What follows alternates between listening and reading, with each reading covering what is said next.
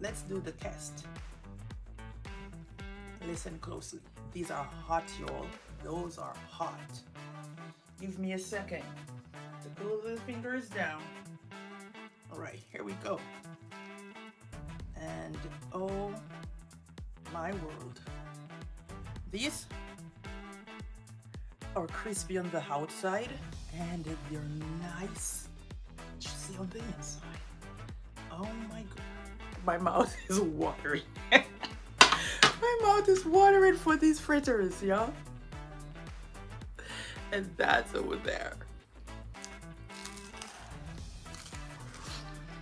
Mmm. These fritters do not need sauce.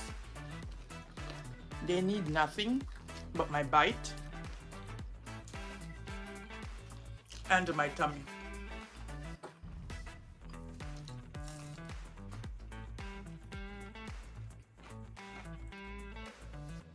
Saltfish, callaloo, and oatmeal.